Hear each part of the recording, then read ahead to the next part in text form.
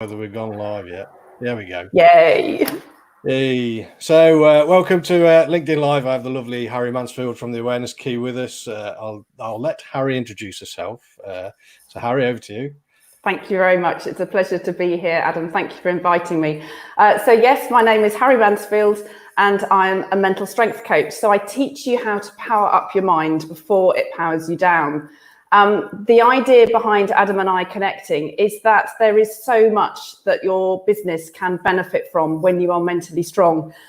People talk about the business blueprint and what makes a successful business, but I absolutely, hand on heart, believe that mental strength is actually what gets you results in the business place. And that's how Adam and I have ended up talking, collaborating, and I'm passionate about putting in proactive things in place for you and your business and your staff so that you can prevent mental health problems. You can increase your productivity by up to 12%. Your clarity, your focus is so much better, and your mind doesn't stop you in the workplace. So back to you, Adam. Thank you for having me here. Oh, yeah, it's brilliant. I've known Harry a little while now, and we do have a lot in common around the things, as Harry has said. And one of the things that again, it's Mental Health Awareness Week, I think, this week. So we're doing it on the back of that as well, is that entrepreneurship, business, 80%, 90% of it is up here, mindset. And there are little things that we can do in helping our productivity, time management, but also our overwhelm and anxiety and stress. And that's what we're going to cover here as we go through that. So a little bit about, new way growth. I think most people that connect with me know what I do around the business mentor and digital marketing and all the manufacturing stuff. So I'm going to go through some slides, and this is just purely for guiding me on this. And then Harry's going to join in and collaborate with that. So I'm going to share my screen, hopefully, he says.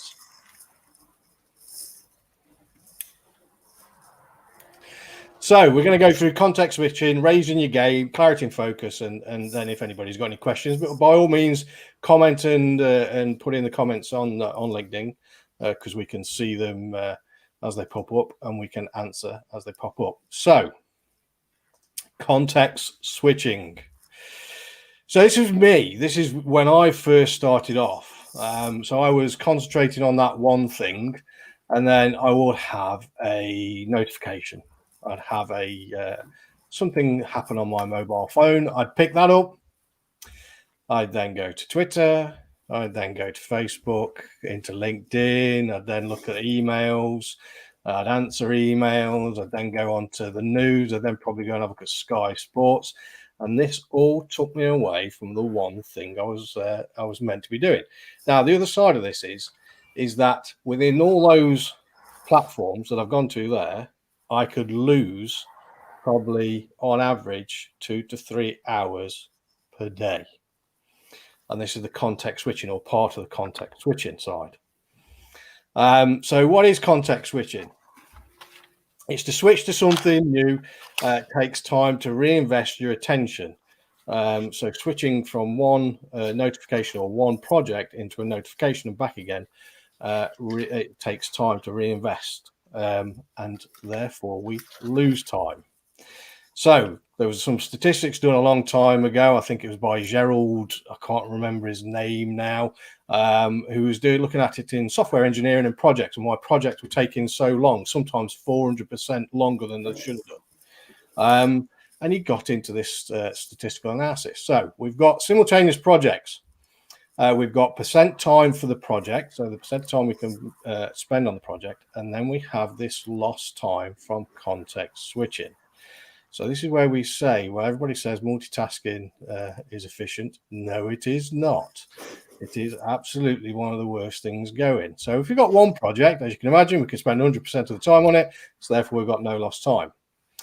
If we now introduce a second, that now goes down to 40% per project, because we lose 20% in switching, this context switching from one project to another all the time. So if you're doing this throughout the day, between two projects, you are going to lose 20% of your time.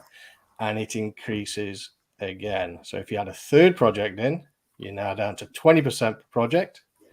We've lost 40%, and we roll up like that. So if you are working on 5 simultaneous projects, blog posts, got to do my financials, I've got to do a video, I've got to do this, that, and you're switching between those, you are going to lose 60-80% of your time within context switching. Factual statistics. So again, it's if we took our hours of work, let's say we're doing 6 hours a day, we're doing 20 days a month, we've got 3 projects on the go, so we're using we've got a 40% context switch loss, means we lose 48 hours a month in context switching. So just bear that in mind. And then what does that problem give is we then start saying, shit, we're meant to get all this stuff out and I ain't done it. Because we've lost this time, and with notifications, with social media, go to the news, LinkedIn, this, that, and the other. What I was doing, losing time, and therefore I wasn't getting stuff done. So the context switching and attention residue. Why does multitasking cause a lot of speed, action, and wisdom? Now, there is a little test you can do on this, and that is for all those that are listening or wanting to listen. Is if you draw a line, a horizontal line, I don't know, 4 inches, 100 millimeters long. And along the top, you want to write multitasking is a thief. And then underneath that, you want to write the numbers from 1 to 21. Okay. So in the first time you do this, get your mobile phone and get the stopwatch. And you're going to write multitasking is a thief across the top line. And then 1 to 21 sequentially under the bottom line, and do that first. So multitasking is a thief, and then 1 to 21 second underneath that, and time it. On your second go, what I then want you to try and do, and you can test this at home, wherever you are in the office, I want you to write the first letter M and then the number 1 underneath, and then go U on the top and then the 2. So you're doing the top line and the bottom line. So you've added in this multitask. And so try that. It's a great example of why multitasking causes loss of speed, accuracy, and wisdom. Because it takes some doing. What you will find is quality will go, you'll feel stressed, and it will take longer, or should take longer. So again, it's this attention residue of switching and switching. Our deliberate system is actually rapidly switching our attention between each activity, and that's what's happening. So why is it so hard to do my work? Well, attention residue. When you switch from task A to task B, your attention doesn't immediately follow. So if I'm sitting, not saying this is me, but if I was sitting there in my office, I'm happily working away on a report, and somebody comes in and asks about such and such chart, you start thinking about that chart. You've now just done a context switch. So you're now switching from one project to another, and it will take time then for when you've focused in on that person and that chart to then go back to your report. So you will lose time, and these amount up. Now, Microsoft did a analysis on this and on their employees, and found that after they were interrupted by an email, it took them 15 minutes to fully regain their train of thought. So imagine how many times you're doing that from a context switch point of view, again with social media and any distraction and any notification. So this is sort of what we call the context switching and the lost time side. Big thing. So as here, we've got a primary work, we get a notification, we get a distraction, we switch, and then we switch back to the primary work again. So we've got 2 switches and 2 reorientations. That's where the time is lost. Hence why projects started to overrun, that Gerald is finding, is that the projects were all tasked in, and then people go back into their work, do their actions, and we start back to the beginning. We started getting the extended lead times on implementation. So, again, multitasking, not good. Anything you want to add here at all, Harry? I love it. I absolutely love it. And basically, the reason why this happens is because of the way our mind works. So years ago, when I first started doing this work, I used to say that the mind changes really, really quickly at the flick of a light switch. But the reason why I don't say that now is because it doesn't actually get across to people how much information the mind is taking in. So what I say now is that the mind changes 5 times per second. So if you're thinking about the mind changing 5 times per second, it's taking information in 5 times per second. Now, if you think of life a few hundred years ago, what went on in life was much more simple, and there was less information out there around us. So now, to date, we are still in the same situation where our mind is changing 5 times per second, but the information we are taking on board is hugely increased. So if you are then trying to multitask on top of that, this is where the context switching just goes completely awry. And I love that exercise. For anyone who was hesitating on whether to do that exercise with writing above the line and below the line that Adam was just talking about, it is an absolutely beautiful example of how our mind goes awry. And when you are training yourself to be mentally strong, yes, we are talking about, as you did in the introduction, about Mental Health Awareness Week, which is key. But actually, we're talking about our day-to-day life, you in the workplace, you running a business, whether you're an SME, whether you're a much bigger company, whatever trade it is. If you and your staff are mentally strong and know how to manage these natural instincts that are there from our mind and society around us, you are then actually in a much, much more productive rate. And, you know, your chart just shows it beautifully with the amount of time lost, the minutes, the percentage of work, everything. So I love that example. And hopefully that explains why it happens and why people need to learn how to manage it, basically. Yeah, absolutely. So you just, and again, this is where Harry was saying about the time. You know, we can get 25 to 100% time increase. In fact, you know, in the stats from what was done originally years back, I think it was over and above that 400%. I think some of the research had said. So, you know, we're unable to fully focus on 2 tasks simultaneously, and we have to keep switching between them, and that's not what you want. And when I say about this is cognitive work, so real good hard work. You know, there's no problem in actually, you know, probably having the phone up to your shoulder whilst you're doing the ironing or something like that. You know, that's not. You do the ironing? God, I'm impressed. I don't. So it's that heavy cognitive work. Yeah, no, I don't. Yeah. No, I don't do the ironing either. There you go. So, as entrepreneurs and as business people, we're rewarded when we get something out into the hands of our customers, clients, and students. You know, whatever business that we're doing, whatever we're doing from a product service point of view. So the focus, we want to be efficient and effective on what we're focusing on. And these are some of the little tools that I've used for a long while now, you know, within manufacturing and engineering as an engineer, but also now in the business mentoring side. And some of you may have heard of, some of you might not have. The first one that we go, you know, without skipping, it's around gaining clarity and focus, which is what we want. The first exercise really is just writing all your actions down.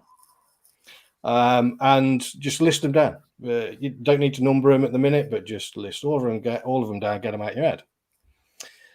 Then we can apply the Eisenhower matrix, or the important, urgent, important matrix. So we can then score each one of these actions and say, where do they lie? How urgent is it against how important is it? If it's in the top left quadrant, we do these tasks now. If it's the top right quadrant, we plan it in. If it's the bottom left, we delegate it. If it's on the bottom right, we bin it and get rid of it. And be quite strict on this. So the urgent versus important, however you want to say it, Eisenhower matrix is a cracking way to prioritize your tasks. And also get rid of the shit you don't want as well, because there is shit in there and you do need to get rid of it. Ari, I don't know whether you want to add anything in here at all around the clarity and focus side. Yeah, I think the key word, as in my company name, is awareness, because if you're aware of the situation, you then know how to deal with it. So with regards to the mental strength side, it's exactly the same. You have to be aware of what is going on in your mind in order for you to be able to move forward to the next stage. And then if you're aware of with regards to mental strength, what emotion you're feeling, what thought is happening in your mind, you are then able to put into action the correct way forward. I talk of something called ETA, not estimated time of arrival, as obviously it is in the business world, but E for emotion, T for thought, A for action. And this ties in with your gaining clarity and focus, because the E for emotion, it is what it is. That list of stuff you've got to do in the day, it is what it is. You are employed, you are expected to do that, and you have to suck it up and get on with it. Otherwise, you go and get another job. So you have to accept that bit. You have to be aware of it. But it's the T, it's the thought that actually is the next bit that you put into place, so that the huge list of jobs doesn't turn into anxiousness, doesn't turn into worry. And then the A is the action that you actually are getting on because your mind is clear and focused. So yeah, another great example, Adam. Thank you. Brilliant. So again, looking at some of these, we have this applied into my email inbox. So I have in my inbox folder, it is plan. I have action, plan, delegate, eliminate in there. I also have reading material because I'm subscribed to a load of different things within business and digital marketing and all manner of stuff. So I save them, the ones that I want to save, they go into that reading material folder, and then LinkedIn connections as well, because as LinkedIn connection comes through, I like to drop them in there. So again, every morning, what I first do is go into my inbox, and the emails that are there that are new, I then categorize based on the Eisenhower matrix, and I do the ones that need to and come back to the ones at about 12:30 in the middle of the day and do the ones that I need to plan in next. So the first one's done, get that out of the way so it's not playing on my mind. Then I go into doing other stuff. So then I come back to these from an inbox point of view. So that's just another way of using the Eisenhower matrix. I'm not saying it might not suit everybody, but I do that. It does suit me. I hope that my emails go into the action box, Adam. I would be very hurt if they don't. Yeah, always, Harry, always. So the next one is, and I would have assumed, and I shouldn't really assume, but most people have heard of the 80-20 rule. So 20% of the effort will deliver 80% of the rules. And again, this is another fantastic technique. And you can do this across most things within business. So if we've got our list that we've just done, and, we've got 15 actions down there, there will be 3 that will deliver 80% of what you need, 80% of the results. So dig deep and find those 3 and prioritize those 3. Because if you hit those 3, you've now got an 80% result from that. So yeah, 80-20 rule, statistically proven, Pareto's law. You really, I can't stress this enough for me. This has come with me through manufacturing engineering, the whole lot for a number of years. 80-20 rule is very underestimated, underutilized, and it is a cracking tool. I don't know whether do you use it, Harry? 80-20. I don't think I use it that much because I work on the ETA, but it's the same idea, isn't it? Your mental strength, your mind power is key in the world of business, in the workplace, and you have to produce decent work to a high level to be there to survive.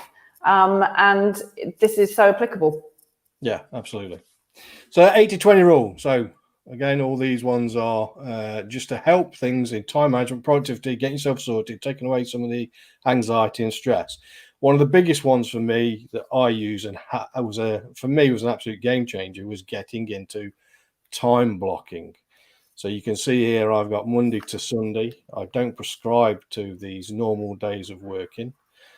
Family stuff goes in first, and then I build around it. Other than where I'm actually physically working, other things go around it. And then you can see here on the left-hand side, I've got a number of projects.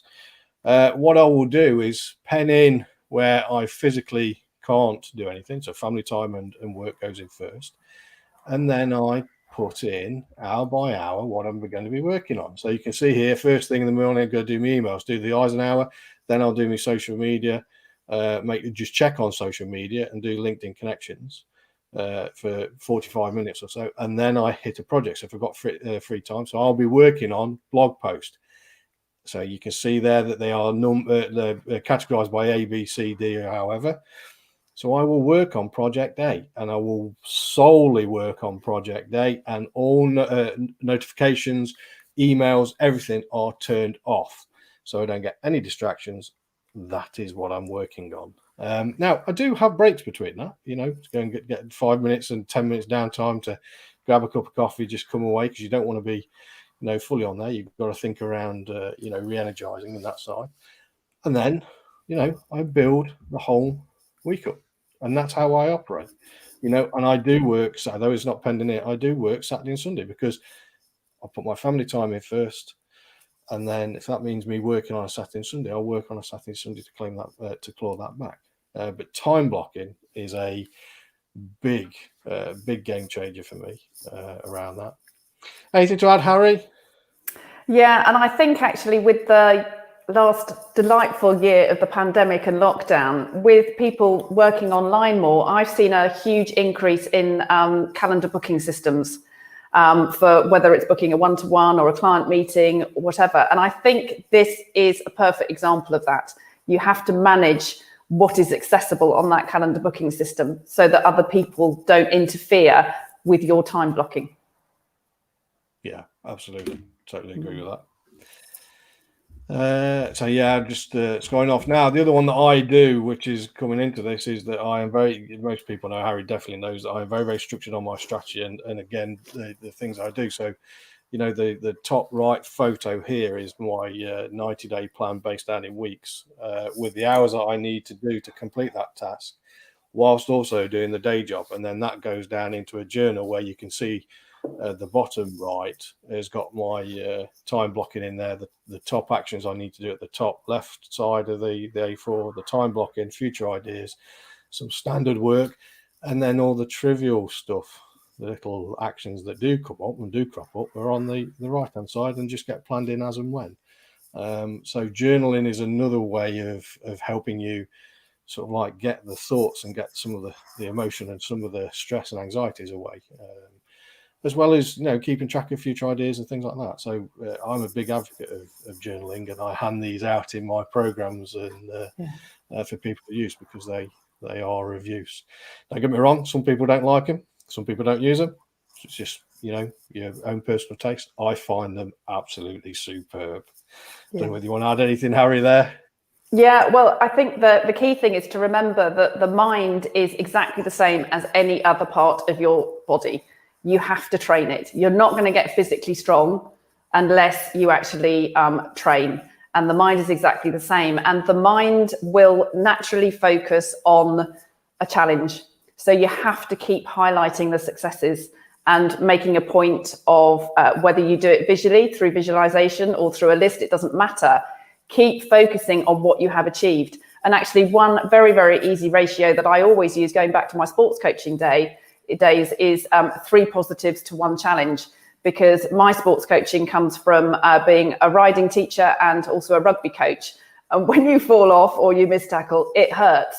But if I go in straight away and say, from a critical point of view, why it was wrong, the mind is automatically, and my client is automatically going to be shutting down. But if I can keep the doors open, the conversation going, and focus on the positives that were there, okay, yes, it did go wrong, but focusing on the positives and the successes you've got here with the planners is a way of training your mind to keep positive. Therefore, it will keep motivated and you will get the right results. Yeah, and I do keep these journals, and I like to keep them, because when at a certain point, so every quarter, I will pick up and go back through what I've actually completed and how I've done against it, and have I missed anything, what future ideas, so then it can be planned in. And it's a great way, particularly if you don't feel as though you've achieved anything, when you go back and look and you see what you have achieved. Yeah, it's a pleasant surprise. Yeah, absolutely. I don't think there's any more left on this. No, there isn't. So I'll end the stream on that. So yeah, it is Mental Health Awareness Week. Harry is a massive advocate of this, as you know, as you can understand with the awareness key. her sole focus is on preventative, as well as some of the mixed training that she does do within the mental health side. I did put an earlier post on the spheres of influence, which is another little great exercise you can do to help control some anxieties, but it's similar to what we've talked about here. Anything to add, Harry? Yeah, well, I think that when people sort of find out that I'm a mental strength coach, they look at me and go, what the hell is that? And in my opinion, mental strength is the foundation for everything that we do. And when you are in the world of business, you are expected to produce results. That's the whole idea behind it, whether you look at it from a growth perspective, whether you look at it from a profitability perspective, it doesn't matter. You are expected to do results. And one of the ways I teach these skills is through sport. And if you think of a sportsman, how focused their mind has to be, and how strong it has to be and resilient when they haven't got the results that they want, they've lost the match, and they've had to pick up the pieces because they've still got to, get up and play the match again a new match next time. And all these things relate to the business world.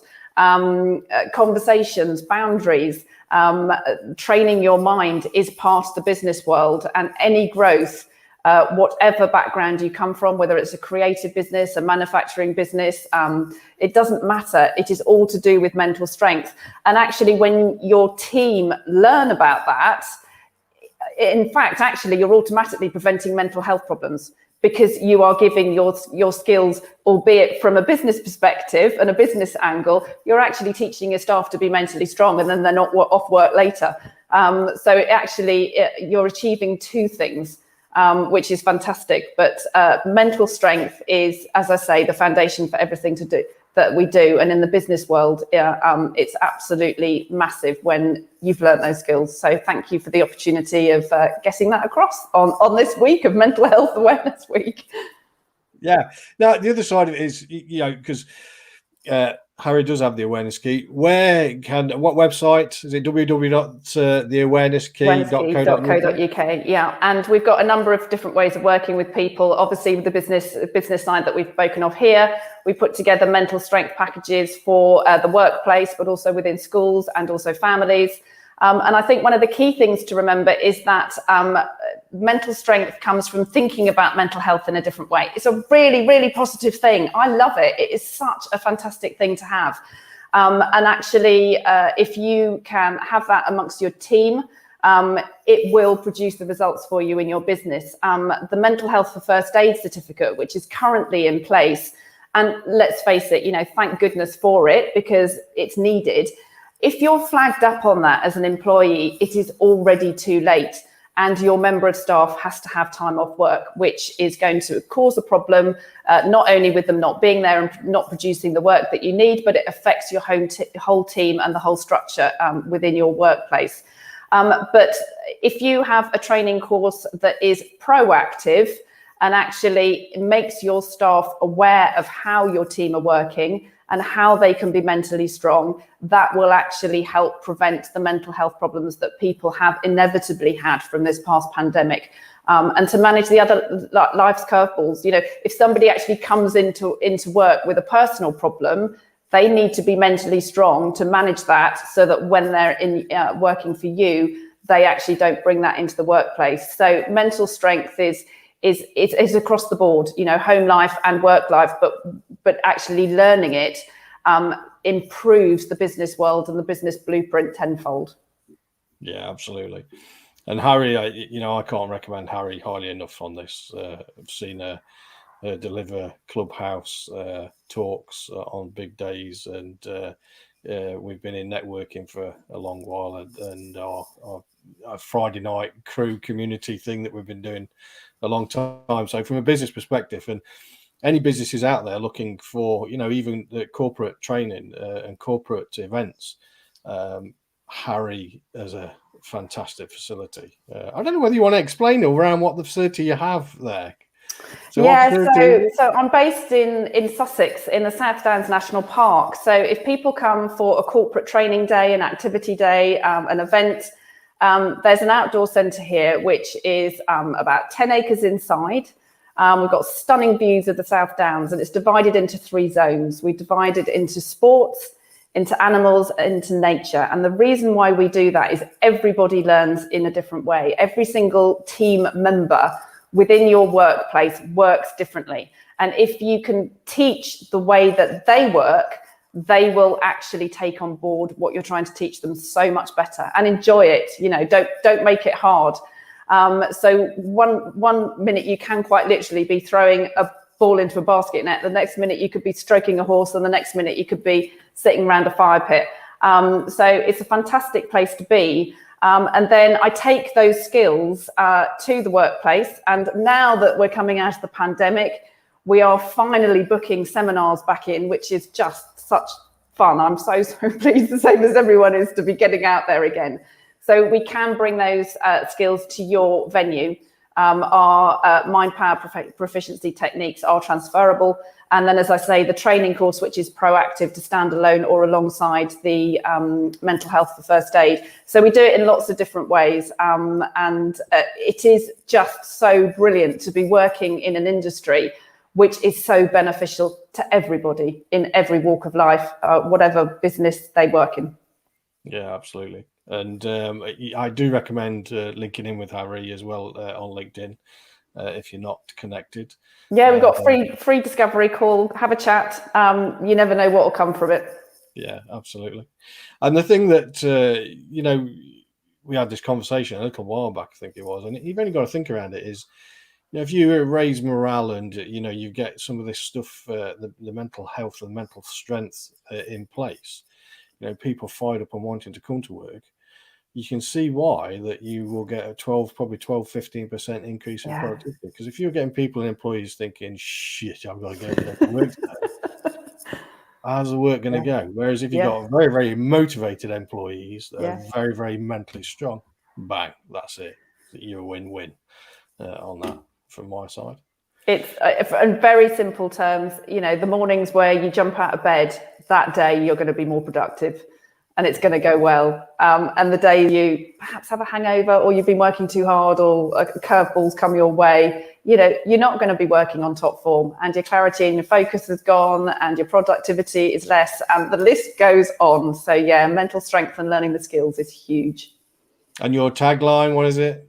Oh, powering up your mind before it powers you down. And actually, we've been described recently as the ultimate vaccine to prevent mental health problems. And so, yeah, I was dancing around the room with that. Awesome. Yeah, absolutely. Super. Well, thank you very much, Harry. As I say, thank you.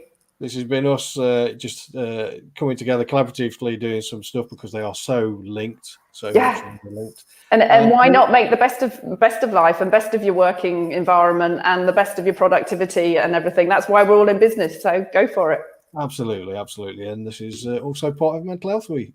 So have a great week, and thank you very much for joining us. Thank you.